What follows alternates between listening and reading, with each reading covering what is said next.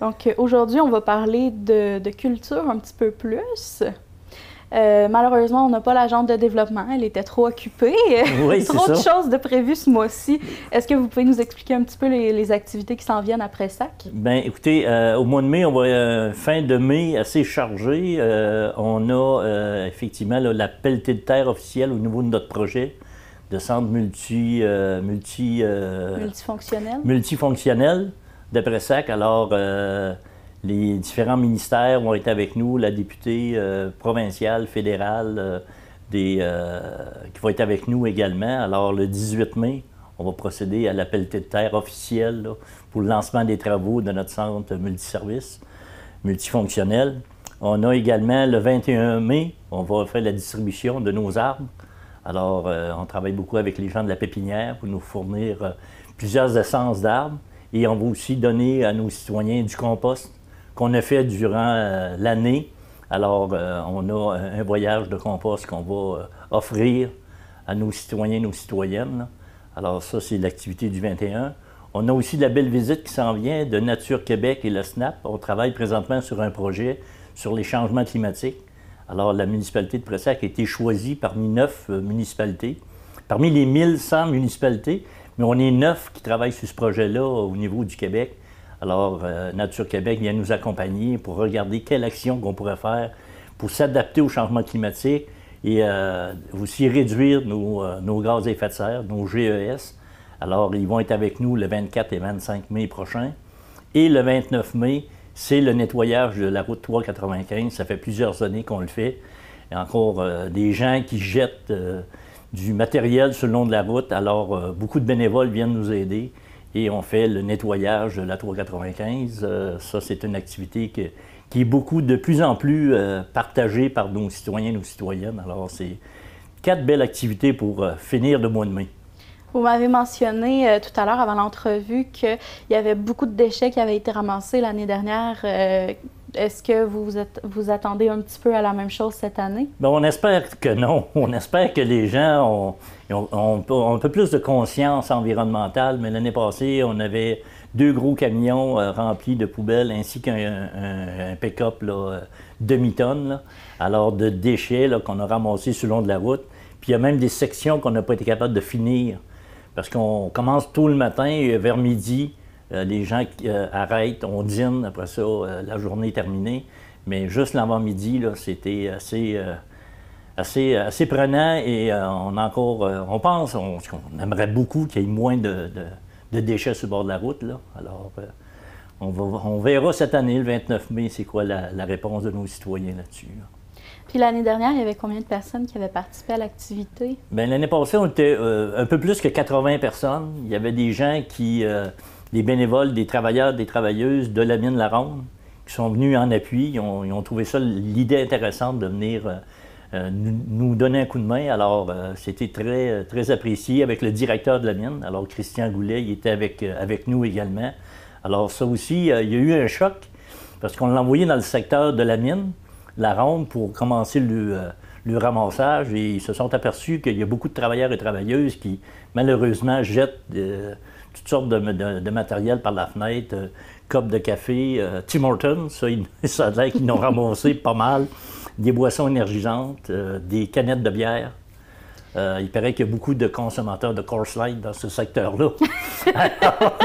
Mais j'ai jasé avec le directeur de la mine le dimanche, le samedi, on a fait ça le samedi l'année passée, après le dîner, puis il m'a dit il va y avoir des messages qui vont se passer à la mine pour sensibiliser nos travailleurs et travailleuses là, sur le fait de garder les déchets dans l'intérieur de leur véhicule et le mettre dans la poubelle ou dans un bac de recyclage, de le faire correctement, parce qu'il a trouvé qu'il y avait pas mal de matériel là, qui était sur le bord des routes. Là. Puis on a aussi la fête festive, je crois, qui s'en vient en août. Oui, c'est ça. Nos agents de développement travaillent là-dessus présentement. Là, on prépare une activité en août prochain. Alors, tout n'est pas attaché, là, mais je les appelle des fois mes petites abeilles, travaillent là-dessus et on va déposer un projet financier à la MRC, justement, dans le cadre d'une activité comme ça. Là, ils appellent ça le FLIC, le Fonds local d'initiative communautaire. Alors, on va déposer un projet pour avoir de l'aide financière pour faire cette activité-là, mais c'est prévu en août, là. Est-ce qu'on peut avoir un peu plus de détails sur ce qui est prévu ou c'est pas encore... C'est pas encore tout attaché, alors OK. on va se garder la surprise aussi, là. Alors, il y a des confirmations qui restent à voir, là, mais on va faire une belle activité. Il va y avoir des jeux pour les enfants, en tout cas, comme on a fait un peu l'année passée, là. Alors là, les gens, ils ont hâte de sortir aussi, là. Fait que ça va être fort intéressant. Si on quitte un peu le sujet de la culture, comment s'est passée la séance du conseil cette semaine? Ça a bien été cette semaine. On avait beaucoup de sujets. Nous, on a eu une subvention du PALV, le programme d'aide à la voirie locale. Alors, on a eu une aide financière de 225 000, tout près de 225 000 pour améliorer nos routes.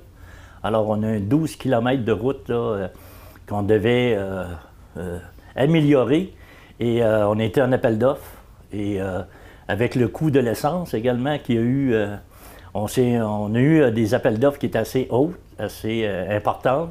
Mais on a pris la plus basse des soumissions qui étaient réglementaires et c'est M. Béton-Fortin, l'entreprise Béton-Fortin qui a été choisie pour faire ces travaux-là.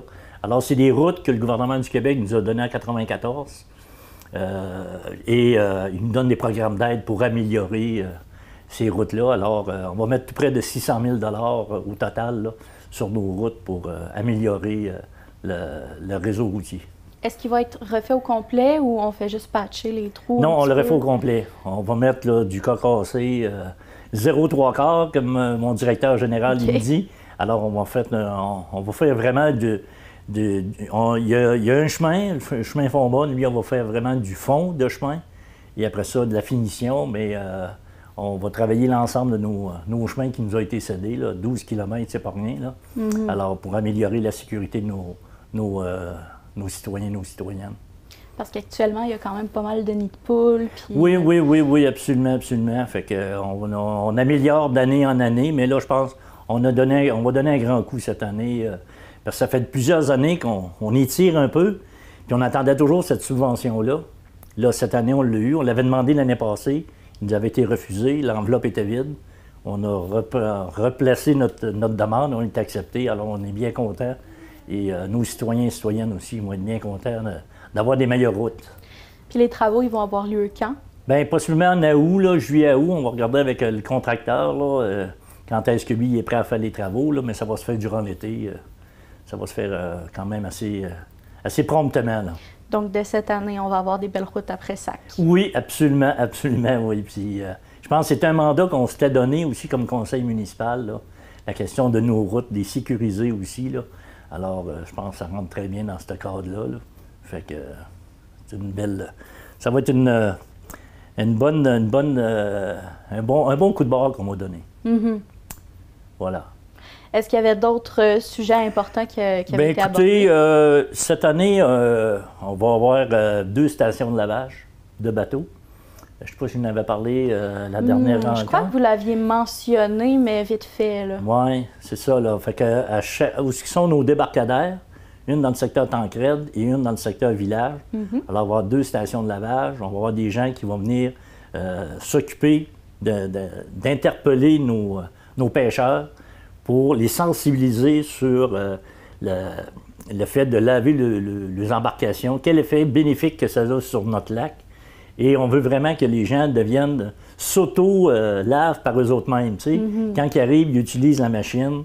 Mais je pense que cette année, on va mettre beaucoup d'accent sur la sensibilisation. Et on est prêt, on a les locaux, les espaces disponibles pour mettre nos stations de lavage. Alors, ça va être une première. On avait commencé il y a 2 ans dans le secteur village. C'est sûr que c'est de trouver de la main-d'œuvre. Ça, c'est un peu plus compliqué. Trouver des bénévoles aussi. Mais cette année, je pense qu'on est un petit peu mieux équipés.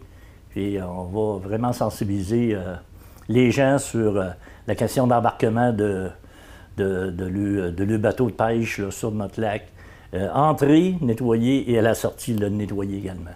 Est-ce qu'on peut avoir plus de détails de pourquoi il faut faire ça? Bien, c'est de plus en plus, il y a des bateaux qui amènent d'autres... Des contaminants? Des contaminants d'un lac qu'ils transfèrent dans un autre lac. Alors, c'est un peu ça, la station de lavage sert à enlever mettons les gens de Val-d'Or, les gens de Rouen, ou des gens qui viennent du Témiscamingue, parce qu'on a beaucoup de voyageurs, de gens qui viennent visiter notre lac. Et ils emmènent des fois des bébites, on peut les appeler de même, attachées après le bateau ou après le remorque, parce que ça suit aussi la remorque, le derrière du bateau, du camion. Et là, ils le transportent puis ils l'amènent dans notre lac. Alors là, il y a des nouvelles espèces envahissantes qui commencent on voit surgir, là. Et on a vu, il y a des expériences qui se sont faites dans d'autres régions qui ont vu qu'il y a eu une baisse de contaminants quand ils ont installé les stations de lavage. Alors, ça a un effet bénéfique, là. Parce que je présume que les gens veulent bien nettoyer leur bateau, mais ça ne doit pas être si simple que ça, là. Oui, c'est simple et pas simple, OK. mais c'est juste d'avoir la bonne technique. OK. Tu sais, que les gens expliquent, surtout nettoyer le vivier, ça, je pense que c'est important, parce que le bac où on met nos poissons, hein, il y a beaucoup de bateaux qui ont des viviers. Alors ça, c'est important de le nettoyer, parce que là, il y a beaucoup de bactéries, il y a beaucoup d'agents influenceurs au niveau des lacs. Alors ça, laver le vivier comme il faut, laver la remorque, parce que c'est elle qui descend dans le lac, le bateau. Alors, tu sais, si on en nettoie 90-95 je pense que c'est fort intéressant, là. C'est toujours mieux que rien, puis c'est même un bon Ouais, pourcentage aussi, là. Puis, on va habituer les gens aussi à le laver à la sortie. Alors, pour pas qu'ils transfèrent des bébites de notre lac dans un autre lac, tu sais, parce que souvent, c'est pas les mêmes, là. Puis, on voit, là, il y a eu des études de fait là-dessus, là. Puis, en tout cas, ça a un effet bénéfique. Puis, on va le tester, là, au fur et à mesure. Puis, on va sensibiliser beaucoup notre monde là-dessus, là. Ouais, c'était super intéressant. Merci beaucoup d'avoir été là aujourd'hui. Ça fait plaisir. Au plaisir, à la prochaine. Merci.